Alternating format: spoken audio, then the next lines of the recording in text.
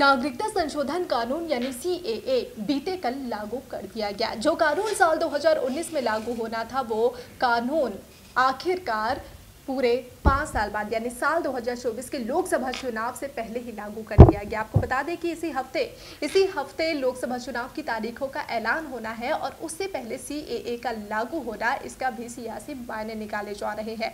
इसमें कहा जा रहा है कि जो केंद्र सरकार, मोदी सरकार है, उन्हें चुनाव से पहले सीए लागू करना, इसका काफी असर पड़ सकता है, काफी चुनावी फायदा भी मिल सकता है। अब आप सोच रहे होंगे कि सीएए का आखिर क्या फायदा होगा मोदी सरकार को, तो आपको बता दें कि इस साल के लोकसभा चुनाव में हम देख रहे हैं इंडिया वर्सेस एनडीए।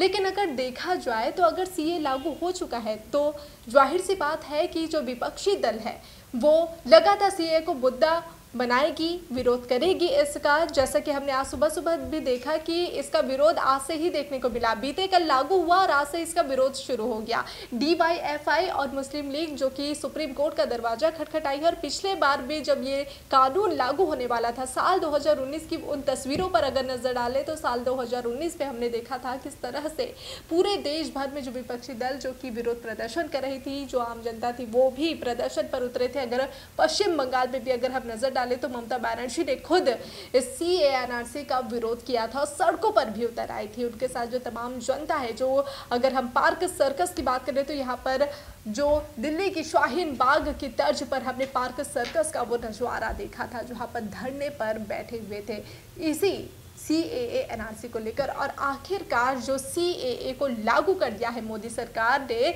इसके भी कई सियासी मायने निकाले जा रहे हैं। कहा जा रहा है कि चुनाव में काफ़ी फायदा मिल सकता है।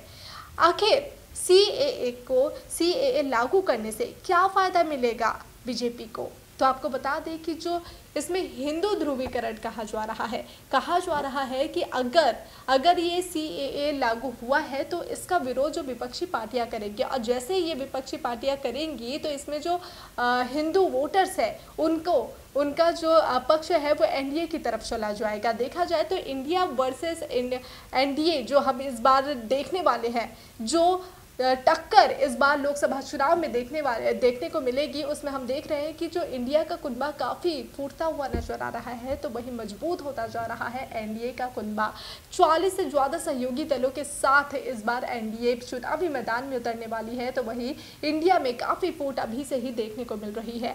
लेकिन यहाँ पर सवाल तमाम खड़े हो रहे हैं कि जो चुनाव की तारीखों का अभी तक ऐलान नहीं हुआ है और इससे पहले जो सीएए लागू कर दिया है, तो ये राजनीतिक दृष्टि से अगर देखा जाए तो शायद मोदी सरकार ने चुनाव को ध्यान में रखते हुए चुनावी फायदे के लिए शायद इसे अभी लागू किया। क्योंकि ये सवाल आज हमने देखा कि जयराम रमेश ने भी इसे लेकर सवाल तमाम खड़े किए हैं। कांग्रेस लगातार सवाल कर रही है।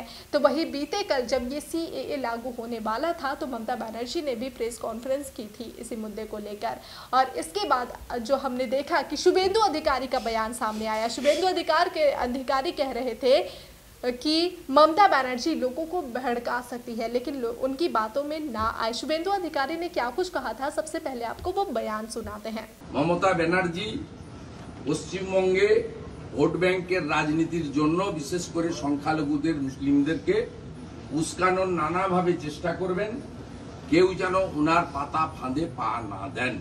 এক্ষেত্রে বলবো নবান্নের তরফ থেকে আজকে বৈঠক করা হচ্ছে, আইন শৃঙ্খলা পরিস্থিতি রাজ্যে সর্বত্র ঠিক থাকবে, আইন শৃঙ্খলা ঠিক থাকবে।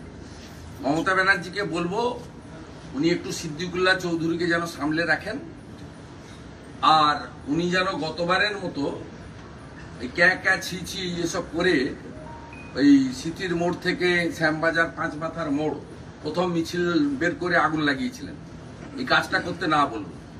আর সংখ্যালঘু মুসলিমদের বলবো এই পাতা ফাঁদে একদম পা দেবেন না, আইনে পরিষ্কার লেখা আছে। আর আমি আবারও বলি 2,28 লক্ষ লোকের প্রতিনিধি হিসেবে বিরোধী দলনেতা, একজন নাগরিকের যদি কোনো রকম অসুবিধা হয় আমরা গ্যারান্টার থাকছি। এবং বিজেপি এনডিএ পরিচালিত 18টা রাজ্যে কারোর ধর্মাচরণ, কারোর অর্থনৈতিক অধিকার, শিক্ষার অধিকার কোথাও ভারতীয় জনতা পার্টি কোনো নাগরিকের সঙ্গে করেনি, পশ্চিমবঙ্গ তার বাইরে নয়। মমতা ব্যানার্জি একটা ভ্রষ্টাচারী দুর্নীতিগ্রস্ত, তার বিরুদ্ধে আমাদের সর্বাত্মক লড়াই চলবে, এখানে কোনো ধর্ম সম্প্রদায় ভাগাভাগি ভিত্তিতে হবে না।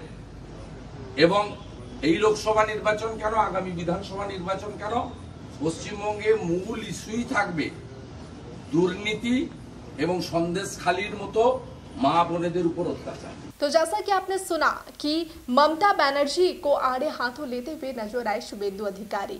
आपको बता दें कि जो पिछले बार हमने देखा था CANRC जो कि लागू किया गया था, CANRC के मद्देनजर जो ममता बनर्जी ने भी इसका लगातार विरोध किया था। सिर्फ ममता बनर्जी ही नहीं, कई विपक्षी पार्टी के दल के जो नेता है उन्होंने भी इसका लगातार विरोध किया था।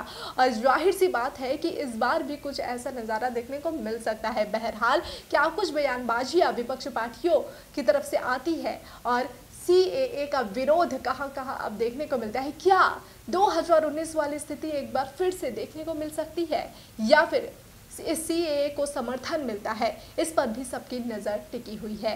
और आपकी नज़र टिकी रहे डिजिटल खबरीलाल पर, क्योंकि खबरें आपकी, नज़र हमारी।